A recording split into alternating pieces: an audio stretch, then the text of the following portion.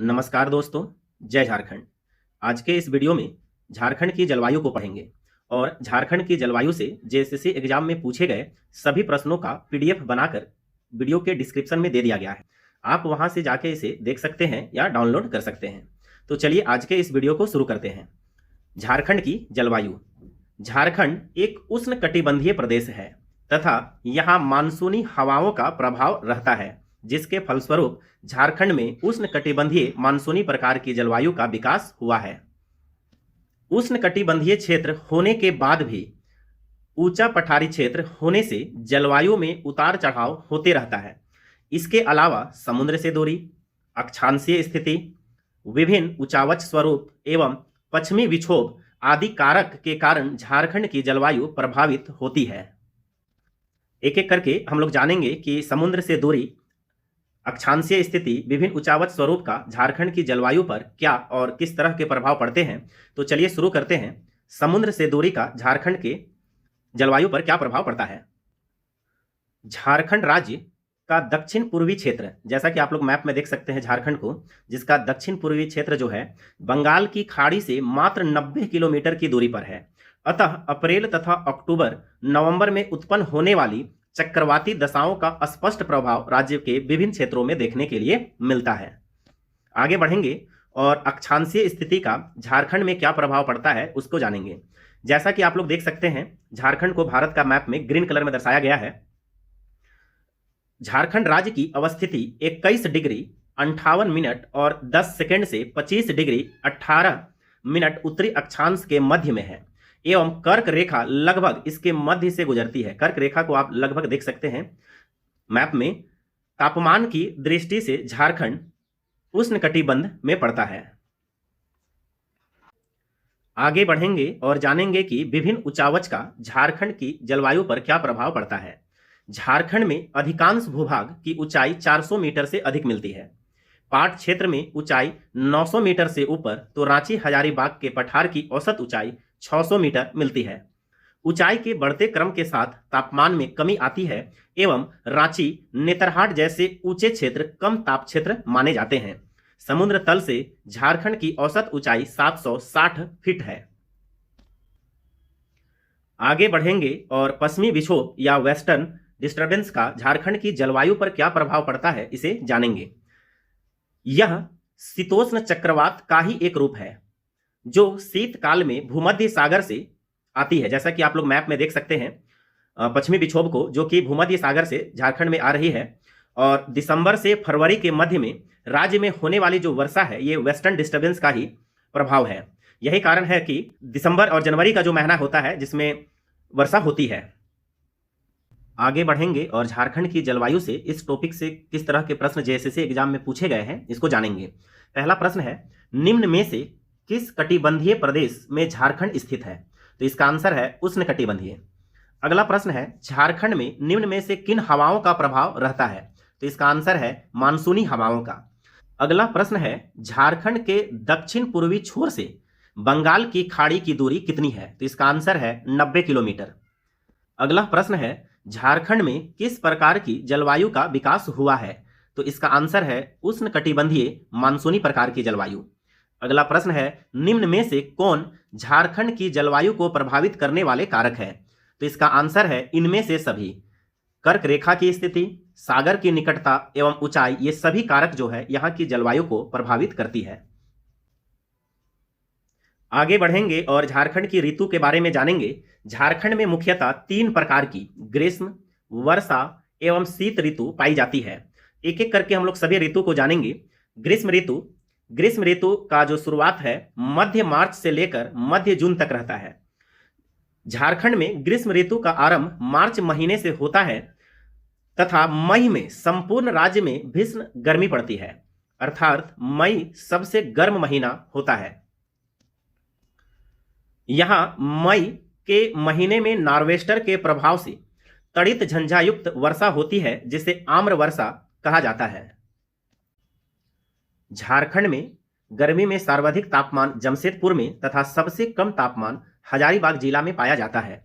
राज्य में सर्वाधिक ताप वृद्धि मेदिनीनगर डाल्टनगंज में, जबकि सबसे कम ताप वृद्धि पूर्वी सिंहभूम जमशेदपुर में दर्ज की जाती है। आगे बढ़ेंगे और वर्षा ऋतु के बारे में जानेंगे। झारखंड में वर्षा ऋतु की शुरुआत मध्य जून से हो जाती है और यह 15 अक्टूबर तक रहती है। झारखंड में मानसून प्रायः 10 जून तक पहुंच जाता है एवं मध्य जून तक इसका विस्तार संपूर्ण राज्य में हो जाता है। झारखंड में औसत वार्षिक वर्षा 130 सेंटीमीटर से 140 सेंटीमीटर के मध्य पाई जाती है। अतः यह क्षेत्र मध्यम वर्षा वाला क्षेत्र है। यहाँ मानसून की दोनों शाखाओं बंगाल की खाड़ी एवं अरब सागर की शाखा द्वारा वर्षा होती है। आप इमेज में देख सकते हैं मानसून की दोनों शाखाओं को जो कि झारखंड में वर्षा कराती है। झारखंड के पूर्वी भाग में मुख्य रूप से बंगाल की खाड़ी से, जबकि पश्चिमी तथा मध्यवर्ती भाग में बंगाल की खाड़ी तथा अरब सागर की शाखाओं से वर्षा होती है।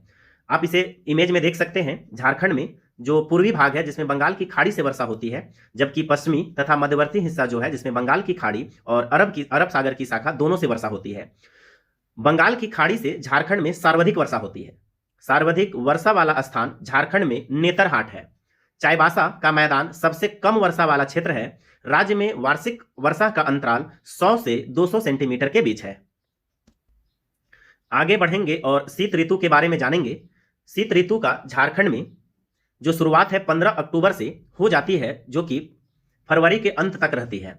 यहाँ का सर्वाधिक ठंडा स्थान नेतरहाट माना जाता है। इस मौसम में उष्णकटिबंधीय प्रभाव के कारण थोड़ी बहुत वर्षा हो जाती है, जो रबी फसल के लिए अत्यंत लाभदायक होती है। राज्य में सर्वाधिक ठंडा महीना जनवरी है। आगे बढ़ेंगे और जानेंगे कि झारखंड की ऋतुओं से जेएसएससी एग्जाम में किस तरह के प्रश्न पूछे गए हैं। तो पहला प्रश्न है, झारखंड में ग्रीष्म ऋतु किस महीना में आरंभ होती है? तो इसका आंसर है मार्च महीना। अगला प्रश्न है, झारखंड में किस माह में तापमान अधिकतम स्तर पर पहुंच जाता है? तो इसका आंसर है मई का महीना। अगला प्रश्न है, झारखंड का सबसे गर्म शहर कौन सा है? तो इसका आंसर है जमशेदपुर।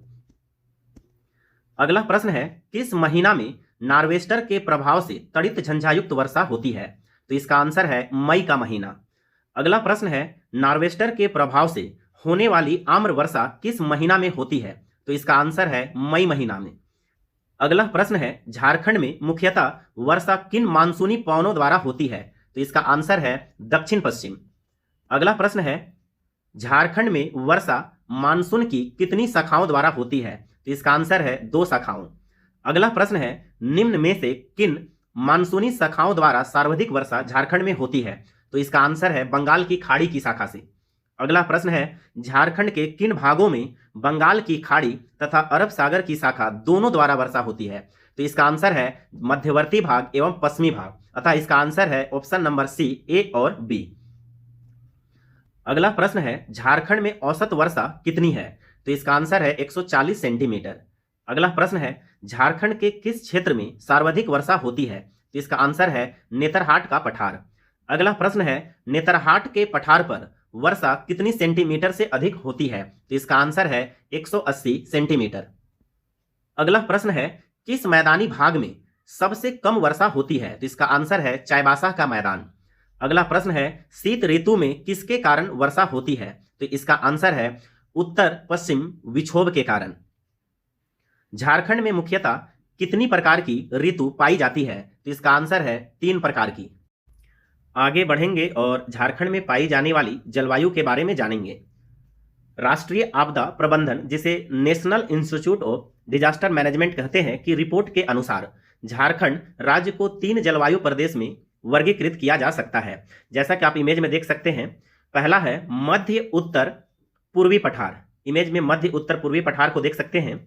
दूसरा है पश्चिमी पठार एवं तीसरा है दक्षिण पूर्वी पठार। इन तीनों ही जलवायु प्रदेशों को आप एक टेबल के माध्यम से समझ सकते हैं। जैसा कि आप देख पा रहे हैं, मध्य उत्तर पूर्वी पठार के अंतर्गत कुल 14 जिला है।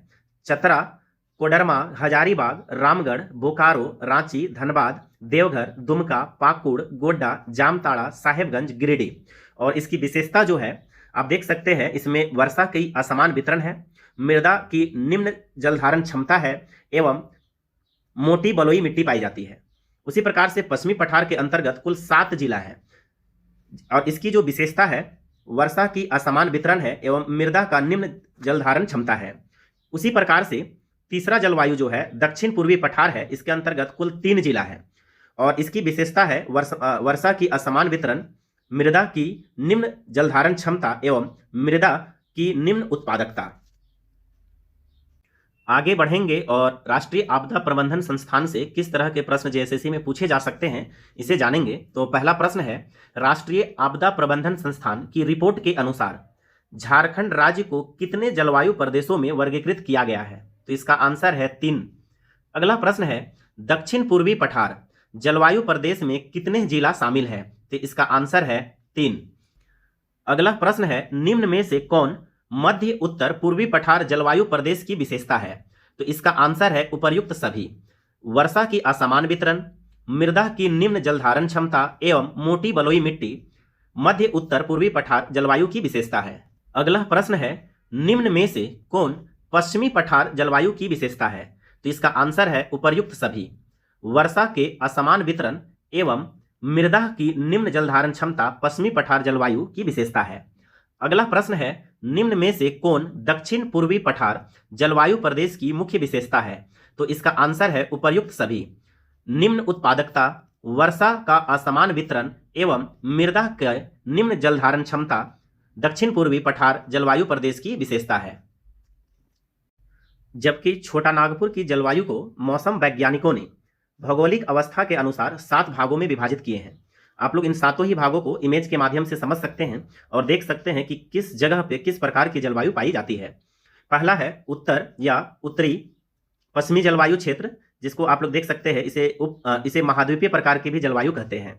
दूसरा है मध्यवर्ती जलवायु क्षेत्र, इसे कहा जाता है महाद्वीपीय प्रकार की जलवायु। तीसरा है पूर्वी संथाल परगना, जिसे डेल्टा प्रकार का भी जलवायु कहा जाता है।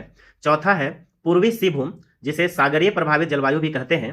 पांचवा है दक्षिण पश्चिम वर्षा क्षेत्र, जिसे आर्द्र प्रकार की जलवायु भी कहा गया है। जबकि छठा है रांची और हजारीबाग का पठार, इसे तीव्र एवं सुखद प्रकार की जलवायु कहा जाता है। अंतिम और 7वां है पाट जलवायु क्षेत्र, जिन्हें शीत वर्षा प्रकार की जलवायु कहा गया है। आगे बढ़ेंगे और इन 7 ही जलवायु प्रदेशों को एक एक करके जानेंगे। महाद्वीपीय प्रकार की जलवायु या उत्तर व उत्तर पश्चिमी जलवायु। महाद्वीपीय प्रकार की जलवायु को आप इमेज में देख सकते हैं, जिसका फैलाव क्षेत्र जो है चतरा, गढ़वा, पलामू और हजारीबाग जिला सहित गिरिडीह जिला के मध्यवर्ती भाग में है। इन क्षेत्रों में जलवायु से ग्रीष्म काल में अधिक गर्मी और शीतकाल में अधिक ठंडा होती है।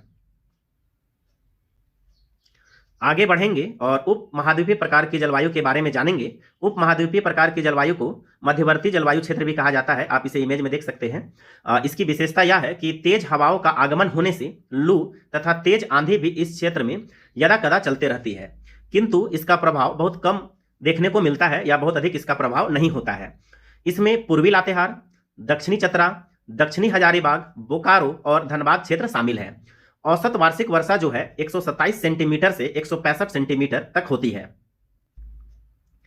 आगे बढ़ेंगे और डेल्टा प्रकार की जलवायु को जानेंगे। डेल्टा प्रकार की जलवायु को पूर्वी संथाल परगना प्रकार की जलवायु भी कहते हैं, आप इसे मैप में देख सकते हैं। इस जलवायु क्षेत्र का विस्तार जो है साहेबगंज, पाकुड़ जिला क्षेत्र में है, जो राजमहल पहाड़ी क्षेत्र के पूर्वी ढाल पर है। इस जलवायु क्षेत्र की समानता बंगाल की जलवायु या नॉर्वेस्टर से की जा सकती है। यहाँ औसत वर्षा 152 सेंटीमीटर तक होती है। आगे बढ़ेंगे और सागर प्रभावित जलवायु के बारे में जानेंगे, जिसे पूर्वी सिंहभूम क्षेत्र के अंतर्गत रखा गया है। इस जलवायु क्षेत्र का जो विस्तार है पूर्वी सिंहभूम, सरायकेला खरसावा और पश्चिमी सिंहभूम जिला के पूर्वी क्षेत्रों में है। यह क्षेत्र नॉर्वेस्टर के प्रभाव के क्षेत्र में है। यहाँ की औसत वार्षिक वर्षा 140 सेंटीमीटर से 152 सेंटीमीटर तक है। आगे बढ़ेंगे और आर्द्र वर्षा के बारे में जानेंगे। आर्द्र वर्षा को आप मैप में देख सकते हैं, जिसे दक्षिण पश्चिम वर्षा वाला क्षेत्र के अंतर्गत रखा गया है। इसका विस्तार पश्चिमी सिंहभूम का पश्चिमी क्षेत्र, जिसमें कोयल व शंख नदी मिलती है, के अंतर्गत आता है। इसका दक्षिणी भाग उच्च एवं पहाड़ी है, जिसके कारण यह समुद्री प्रभाव से वंचित रह जाता है और यहाँ की औसत वार्षिक वर्षा 152 सेंटीमीटर है।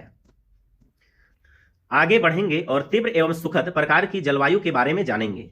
तीव्र एवं सुखद प्रकार की जलवायु को आप मैप में देख सकते हैं, जिसे रांची हजारीबाग पठार की जलवायु कहा गया है।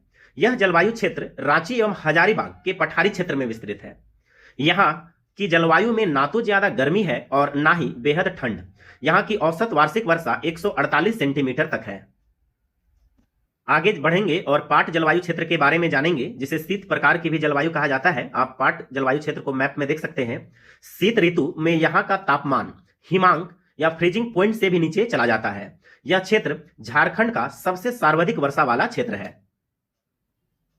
आगे बढ़ेंगे और जानेंगे कि जलवायु से जेएसएससी एग्जाम में किस तरह के प्रश्न पूछे गए हैं। तो पहला प्रश्न है, किस क्षेत्र में शीत ऋतु में तापमान हिमांक से भी नीचे चला जाता है? तो इसका आंसर है पाट क्षेत्र। अगला प्रश्न है, पाट क्षेत्र किस प्रकार के जलवायु प्रदेश से प्रभावित क्षेत्र है? तो इसका आंसर है शीत वर्षा। अगला प्रश्न है, तीव्र एवं सुखद प्रकार की जलवायु प्रदेश में औसत वार्षिक वर्षा कितनी होती है? तो इसका आंसर है 148 सेंटीमीटर। अगला प्रश्न है, सामान्यतः झारखंड को कितने जलवायु प्रदेशों में बांटा जाता है? तो इसका आंसर है 7। रांची हजारीबाग का पठारी क्षेत्र किस प्रकार की जलवायु से प्रभावित है? तो इसका आंसर है तीव्र एवं सुखद प्रकार की जलवायु। अगला प्रश्न है, ग्रीष्म काल में सर्वाधिक वर्षा कराने वाली झारखंड का जलवायु प्रदेश कौन सा है? तो इसका आंसर है सागर प्रभावित क्षेत्र। अगला प्रश्न है, साहेबगंज और पाकुड़ में किस जलवायु प्रदेश का विस्तार है? तो इसका आंसर है डेल्टा प्रभावित क्षेत्र। अगला प्रश्न है, पूर्वी सिंहभूम क्षेत्र किस जलवायु प्रकार से प्रभावित क्षेत्र है? तो इसका आंसर है सागर प्रभावित क्षेत्र। दोस्तों, आज के इस वीडियो में झारखंड की जलवायु को मैप के माध्यम से जाने हैं, साथ ही साथ एग्जाम में पूछे गए सभी प्रश्नों को भी देखे हैं। यदि आपको यह वीडियो अच्छा लगा हो तो चैनल को सब्सक्राइब कर ले, साथ ही साथ अपने दोस्तों को शेयर जरूर करें। और इन सभी प्रश्नों का PDF जो है डिस्क्रिप्शन बॉक्स में दे दिया गया है, आप वहां से जाके इसे डाउनलोड कर सकते हैं और पढ़ सकते हैं। जय हिंद दोस्तों, जय झारखंड।